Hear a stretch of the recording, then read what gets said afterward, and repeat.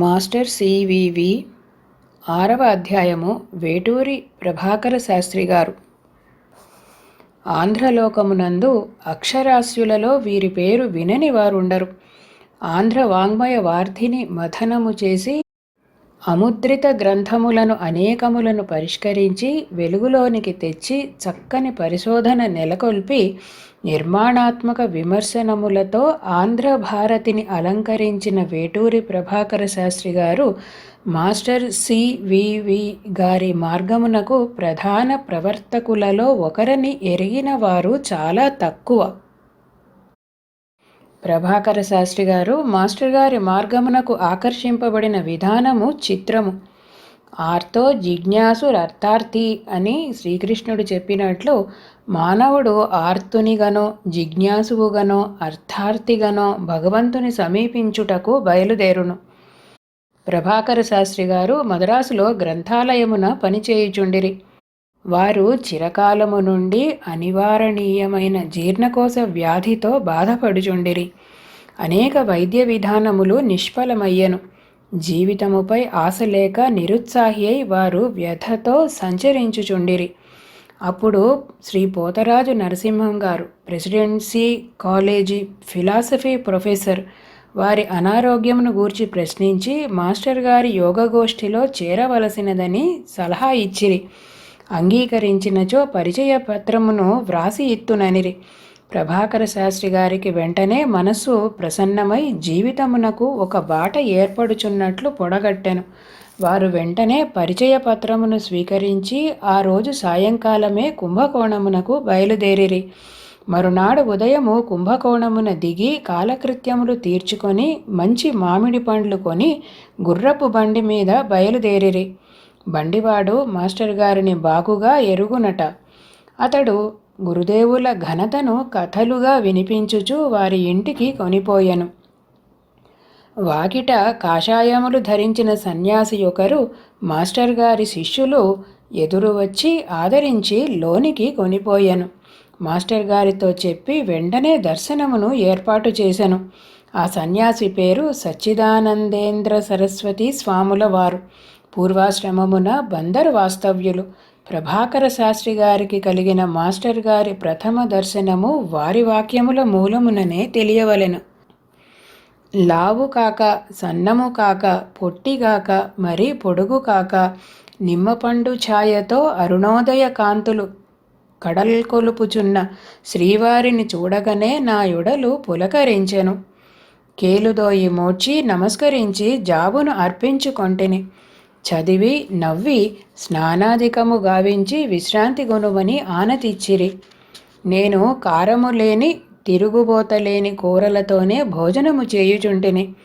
శ్రీవారితో నా స్థితిని విన్నవింపగా, ఇక నీ ఆరోగ్య రక్షణ భారము నేను వహించి తిని వెరువక నలుగురితో పాటుగా మామూలు భోజనము చేయవచ్చుననిరి. ఆవాల తెట్టె తేలుతున్న చారుతో నూనె తిరగబోత కూరలతో నేనానాడు భోజనము చేసి తిని. అంతకుముందు అట్టి భోజనము చేసినచో కడుపులో మంట, నిద్ర రాదు, అశాంతి అధికమయ్యడిది. నాటి సాయంకాలము అనగా జూన్ 22, 1916 6 గంటలకు శ్రీవారి శిష్యత్వానుగ్రహము లభించెను.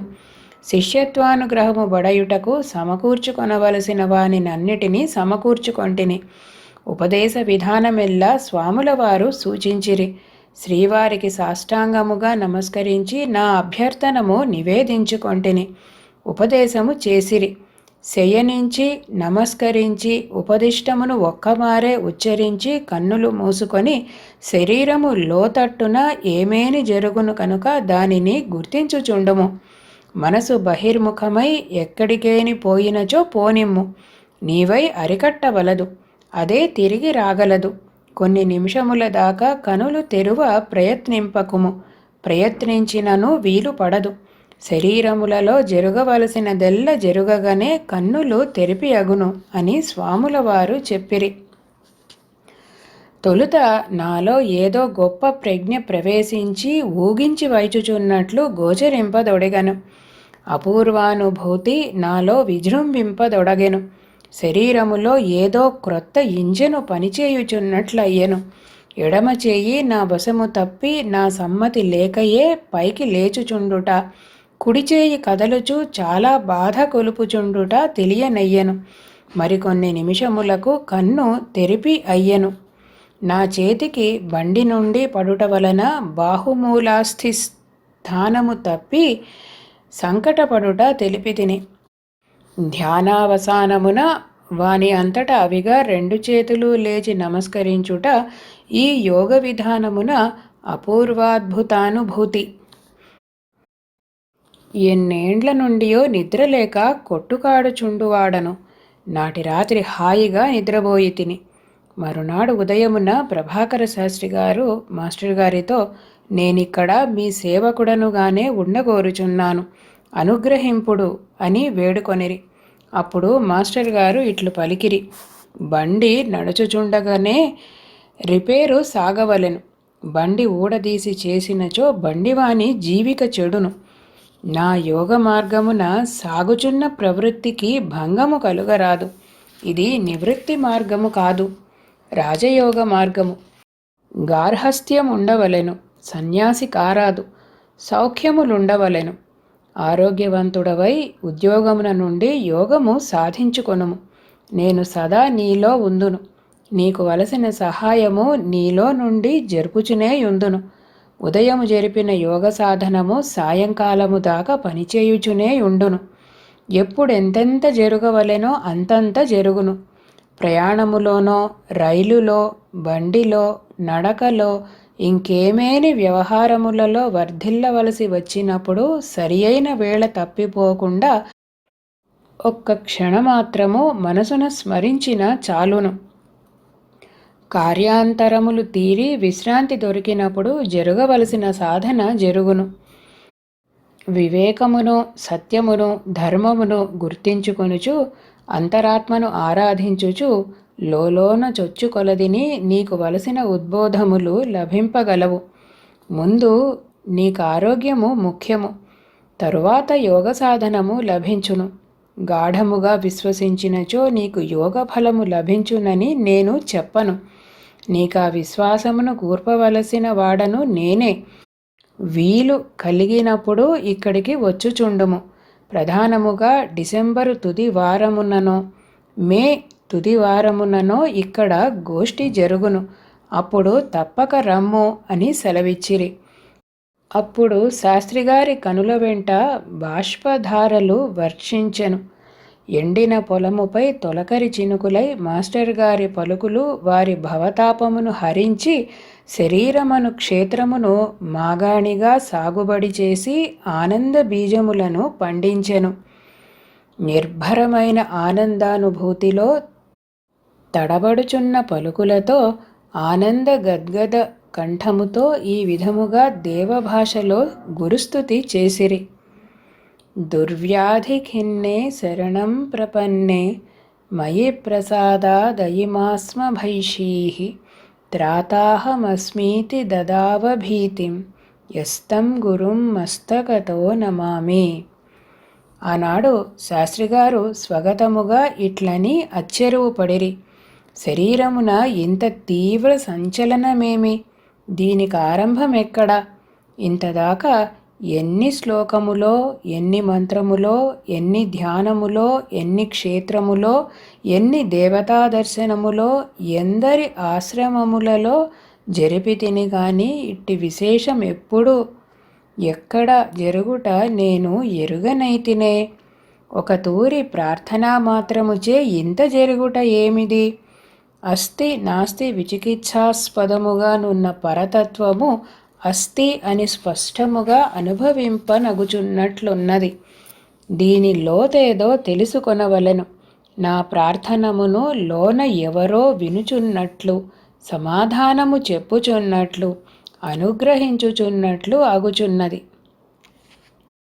తిరిగి వచ్చుచున్నప్పుడు శాస్త్రిగారు రైలులో త్రొక్కిడిగా నుండగా తలుపు దగ్గర నిలబడిరి. ఎవరో త్రోసినట్లై కంపము కలిగినది.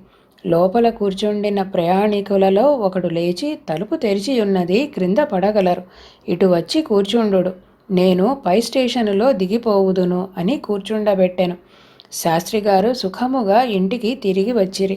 అనతి కాలములోనే వారికి తంజావూరు లైబ్రరీలో పరిశీలనోద్యోగము లభించెను. రొట్టె విరిగి నేతిలో పడినట్లు పరమోత్సాహమైనది. అచటి నుండి కుంభకోణము చాలా దగ్గర. అప్పటి నుండి ప్రతి వారము కుంభకోణము వెళ్ళి మాస్టర్ గారిని దర్శించుటకు అనుకూలపడెను. అటుపైన క్రమముగా శాస్త్రిగారి ఆరోగ్యము కుదుటపడెను. మాస్టర్ గారి యోగ మార్గమున వారు పారంగతులై దివ్య ప్రేమానుభూతిని అనుక్షణము అనుభవించుచు జీవిత శేషమును గడిపిరి. ఆ ప్రేమ ప్రవాహమున ప్రభావితులైన వారు అసంఖ్యాకులు గలరు. మాస్టర్ సివివి గారితో పాటు తమ ఇలవేల్పుగా శాస్త్రి గారిని నేటికిని కొలిచి తరించుచున్నవారు కలరు. తిరుపతిలో నివాసం ఏర్పరచుకొనిన తరువాత అచట చక్కని మిత్రమండలి ఏర్పడినది. మాస్టర్ గారి అనుగ్రహమున రోగార్తులకు అసంఖ్యాకులకు శాస్త్రిగారు రోగోపశమనము చేసిరి. వారు బొట్టు పెట్టి ప్రేయరు చేసినచో దుస్సాధ్యములైన వ్యాధులు ఔషధములతో నిమిత్తము లేకయే ఉపశమించినవి. దేశము నలుమూలల నుండి రోగార్తులు వారి కడకు వచ్చి రోగశాంతిని పొందుటతో ఆగక మాస్టర్ గారి దివ్యయోగానుభూతిలోనికి ఆకర్షింపబడిరి. నేటికిని సివివి గారి యోగ సాధకులలో వీరి శిష్యులందు ఒక ప్రత్యేకత గోచరించుచుండును. అది వినయ విధేయతలతో కూడిన రుజుమార్గ ప్రవర్తనము, నిరాడంబర జీవితముతో కూడియుండును. ఒకప్పుడు శాస్త్రిగారు తమ ధర్మపత్నితో కుంభకోణమునకు పోయిరి. నాడు సాయంకాలము యోగాభ్యాసము ముగిసిన తరువాత మాస్టర్ గారు శాస్త్రిగారిని పిలిచి ఇట్లు చెప్పిరి: ఈ రాత్రి నేను విశ్రమించు యోగాలయపు గదిలో నేను పండుకొను బల్ల మీద నీ భార్యయు నీవును శయనింపుడు. ఈ మాటలు విని శాస్త్రిగారు గడగడలాడి సిగ్గుతో అంగీకార సూచకముగా తల వంచిరి. ఆ సన్నివేశమును శాస్త్రిగారి భాషలోనే వర్ణింపవలెను. నాకు చాలా వెరపు కలిగెను. అది గురుదేవులు శయనించు గది. నేను వణికి తిని ఈ ఆజ్ఞ నాలోనే జీర్ణించెను. వారితోనే భోజనము చేసి తిని ఆడువారందరూ శయనించు చోటనే నా కుటుంబిని శయనించెను. నేను మరికొందరు మిత్రులతో వీధి అరుగు మీద శయనించి తిని రేయల్ల శ్రీవారి ఆజ్ఞను గూర్చి పర్యావలోచనమే. తెల్లవారుచుండగా తలుపులు తెరచిన తోడనే లోని కరిగి తిని శ్రీవారు ఇంటిలో విశాలమైన మండువాలో చంద్ర నక్షత్రాదులు నీలాకాశము గోచరించుచుండగా చల్లని గాలి వీచుచుండగా మడత మంచము మీద పలుచని పడకపైని శయనించి ఉండిరి. పడక మీదను క్రిందను చల్లిన మల్లె పువ్వులున్నవి. పట్టు తలగడ కలదు. తెల్లని పలుచని పట్టుసెల్లా కప్పుకొని ఉండిరి. మంచమునకు దోమతెర కప్పియుండెను. నేను చేర నరిగి పాదములు స్పృశించి నమస్కరించి తిని రాత్రి ఎక్కడ శయనించితివి అని అడిగిరి. ఇంటిలో స్త్రీలతో స్త్రీయు, వాకిట అరుగు మీద నేనును శయనించుట తెలిపి తిని వారు చప్పరించి నా మాట పాటింపకపోయితివి గదా అనిరి. సిగ్గుతో తల వంచి తిని వారు మరల ఇట్లనిరి: నేడు 8 గంటలకు నీ భార్యకు ఇనీషియేషన్ జరుగును. అందుకు వలయు సన్నాహములు జరుపుము. నాటి నుండి శాస్త్రిగారి ధర్మపత్ని మాస్టర్ గారి యోగమండలిలో ఒకరైరి. ఆమె యోగ సాధనకు ముందు ఆహారము తీసుకొనకుండా ఆరంభించెను. ఉపదేశము పొందగానే 5 నిమిషములలో శరీరమెల్లా కొయ్యబారి బిగిసికొని పోయెను. సచ్చిదానంద స్వాముల వారు పిలిచినను కనులు తెరవదాయెను. మాతృశ్రీ వెంకమ్మగారు వచ్చి వెంటనే లేపి ఒడలు పిసికి ఎరుక తెచ్చి ఆహారమునిచ్చి మరల సాధనము చేయించిరి. పావుగంట సేపు ప్రబలముగా సాధన జరిగెను. అంత తీవ్రముగా జరుగుటకు కారణము శ్రీవారి ప్రజ్ఞా తీవ్రతయే. నాటి నుండి ఆ దంపతుల జీవితమంతయు చైతన్యవంతముగా విశ్వప్రేమమయముగా సాగెను. వారి సాన్నిధ్యమున ఎందరో మాస్టర్ గారి మార్గమున తరించిరి. వారి దివ్య జీవితమునందలి అనుభూతులను శాస్త్రిగారు ప్రజ్ఞా ప్రభాకరము అను గ్రంథమున వర్ణనాత్మకముగా రచించిరి. ఇదిగాక సాధన విశేషానుభూతులను గూర్చిన సవిస్తరమైన మరియొక గ్రంథమును శాస్త్రిగారు రచించినట్లు జనశ్రుతి కలదు. ఆ గ్రంథము వ్రాతప్రతి ఇప్పుడు ఎచట నుండెనో తెలియదు. శాస్త్రిగారి భూతదయ, విశ్వమానవ సేవ, దినచర్య, మిత్రధర్మము మున్నగు అంశములను గూర్చి పూజ్యమిత్రులు కొత్త రామకోటయ్య గారు మా శాస్త్రిగారు అను గ్రంథమున రచించియున్నారు. నేటికిని రామకోటయ్య గారికి నిత్య ప్రార్థనలలో శాస్త్రిగారి సాన్నిధ్యము అనుభవమగుటయు, పద్య గద్యాత్మకములైన నూతన సందేశములు సూక్తులు లభించుచుండుటయు మేమెరుగుదుము. శ్రీ శాస్త్రిగారి కరుణా ప్రసారము వలన రామకోటయ్య గారి జీవితమున ఒక నూతనాధ్యాయము ప్రారంభమగుట మేమెరుగుదుము. దాని క్రమం ఇట్లున్నది. 1970 మే నెలలో రామకోటయ్య గారు విశాఖపట్టణము వచ్చినప్పుడు ఒకనాటి మధ్యాహ్నము మేమిరువురము మా ఇంట సల్లాపగోష్ఠిలో ఉంటిమి. ఎండ తీవ్రముగా నుండెను. అరవిందుని యోగదర్శనమును గూర్చి సంభాషించుచుంటిమి. అరవిందులు రచించిన సావిత్రి అను ఆంగ్ల పురాణ కావ్యమును గూర్చిన ప్రసక్తి వచ్చినది. వారు దానిని ఒకమారు చూడవలెనని కుతూహలపడిరి. నేనా మరునాడే మా లైబ్రరీ నుండి గ్రంథమును తెప్పించి ఇచ్చి తిని. వారిట్లు పలికిరి: ఈ గ్రంథము చాలా క్లిష్టముగా రచింపబడినదనియు, దీనిని అర్థము చేసుకొనిన వారు లేరనియు వింటిని. మనకేమి బోధపడును? వాస్తవమునకు రామకోటయ్య గారికి ఆంగ్లమున గల పరిచయము చాలా స్వల్పము. ఈ విషయమును నేనెరుగుదును. కానీ ఆ క్షణమున నాలో శాస్త్రిగారి స్పర్శగా సోకి ప్రేరేపింపగా ఇట్లంటిని: మీరు దీనిని చదువుటయే కాదు, అనువాదము చేయగలరని నాకు తోచినది. ఆలోచింపక ఉపక్రమింపుడు అన విని రామకోటయ్య గారు స్వీకరించి వారి గ్రామమునకు వెడలిరి. అచిరకాలములోనే తెలుగునకు అనువదించిన ఒక భాగముతో తిరిగి వచ్చిరి. పద్య గద్యాత్మకమగు ఆ విచిత్రానువాదము మానవాతీతమైన రీతిలో క్లిష్టమైన భావ పరంపరలకు సరళమైన అనువాద స్రవంతిగా రూపొందినది. సంవత్సరము తిరిగి వచ్చుసరికి అనువాదమును పూర్తి చేసిరి.